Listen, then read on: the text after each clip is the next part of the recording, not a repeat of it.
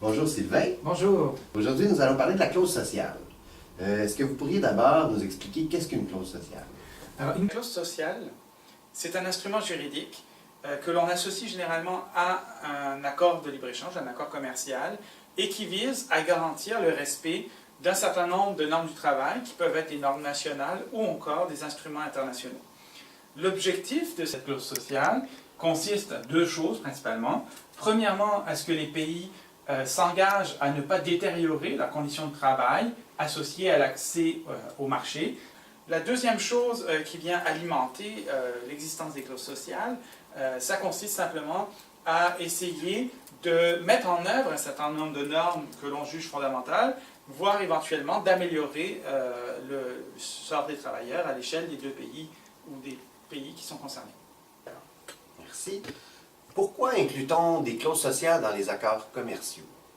Dans le fond, pour résumer, dans les années 90, il y avait certaines inquiétudes reliées à la mondialisation. Il y a eu un certain nombre de contestations à l'encontre des accords de libre-échange, mais aussi de tout ce qui concerne en quelque sorte les impacts sociaux de la mondialisation, la détérioration d'un certain nombre de normes de travail à l'échelle de plusieurs pays et qu'on associait à la mondialisation.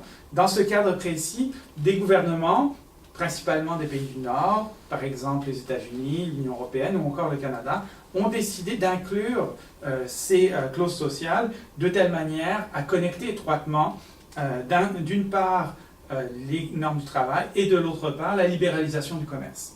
Au départ, cela devait se faire à l'échelle multilatérale. Il y avait eu des discussions dans le cadre du GATT puis de l'OMC pour que ça se fasse à l'échelle multilatérale. Ça n'a jamais abouti. C'est pour ça que les pays qui étaient favorables à ce genre d'initiative ont décidé de passer par la voie régionale et bilatérale. Donc là, on parle de l'ALENA, on va parler des accords de libre-échange bilatéraux ou encore, par ailleurs, des nouveaux accords transrégionaux comme le partenariat transpacifique ou encore l'accord économique et commercial global entre le Canada et l'Union européenne. Maintenant, j'aimerais que vous nous expliquiez s'il existe plusieurs sortes de clauses sociales différentes. Alors bien évidemment, il y a plusieurs modèles. Principalement, si on regarde la littérature, on distingue deux types de clauses sociales. Le modèle qu'on qualifie de promotionnel, l'approche promotionnelle, qui est plutôt associée à l'Union européenne, et l'approche dite conditionnelle, qui est plutôt associée aux pays d'Amérique du Nord, donc principalement le Canada et les États-Unis. L'approche promotionnelle, qui est celle de l'Union européenne, on met l'accent sur la ratification des conventions internationales du travail, mais aussi sur des processus de coopération dans lesquels on va aider les pays à mettre en œuvre les normes sur lesquelles on s'entend. Du côté de l'approche dite conditionnelle, ça ne veut pas dire qu'il n'y a pas de mécanisme de coopération, mais par contre, on insiste davantage sur la possibilité, l'éventualité de sanctions. On prend pour acquis que pour faire appliquer un certain nombre de droits, on a besoin d'avoir pas seulement la carotte, mais aussi le bâton. Et donc, on met en place des possibilités de sanctions, des pénalités monétaires ou commerciales en fonction des différentes clauses sociales négociées. Est-ce qu'on estime que jusqu'à présent, les clauses sociales ont été utiles? Alors, jusqu'à aujourd'hui, l'utilité des clauses sociales a été documentée au moins sur 3 points. La première chose que l'on va pouvoir trouver comme utilité, c'est de créer un certain nombre de mécanismes de solidarité transnationale. Les organisations syndicales, les ONG, se sont mis davantage en réseau à l'échelle de plusieurs pays pour communiquer autour de problématiques reliées à la faible mise en application des normes du travail. Donc, en quelque sorte, ça a suscité ces mécanismes de solidarité. En conséquence, ça a amélioré le suivi que l'on pouvait faire de l'état des normes du travail dans les différents pays. Par ailleurs, même si jusqu'à maintenant la possibilité de sanction n'a jamais été utilisée, le fait de pouvoir éventuellement être sanctionné, ça a obligé certains pays à changer leurs pratiques, à faire davantage appliquer la norme du travail, et certaines entreprises aussi à modifier la façon dont elles fonctionnaient pour prendre en considération ces normes du travail. Le troisième élément, c'est qu'on est dans une gouvernance de la mondialisation qui est très dynamique, où il y a de nombreux accords à dimension économique. Beaucoup de ces instruments couvrent les questions commerciales, de l'investissement, Et si on veut, en quelque sorte, que les questions sociales, le respect des normes du travail suivent cette évolution de la gouvernance, eh bien, il faut qu'il y ait des instruments comme les clauses sociales qui puissent le faire. Quelles sont les limites de la clause sociale?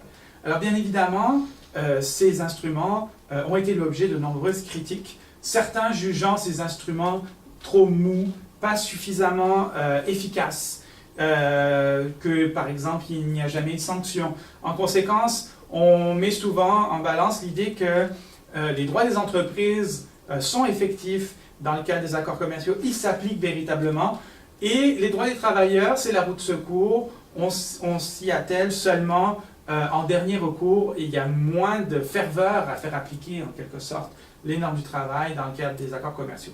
Donc ça, c'est une première grosse critique.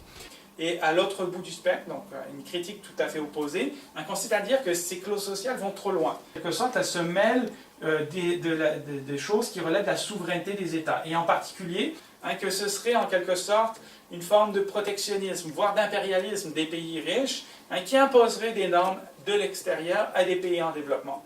En quelque sorte, ces outils ne seraient pas appropriés pour ces pays en développement, ou encore les pays du Nord pourraient les mobiliser avec des visées protectionnistes, et non pas pour faire respecter effectivement les droits des travailleurs. Donc ça, c'est les deux grands corps de critiques qui ont été faites à l'encontre des accords de libre-échange. Et je dois souligner d'ailleurs que, bien évidemment, ces clauses sont vouées à être améliorées jusqu'à un certain point dans le cadre des nouvelles possibilités d'accords de libre-échange.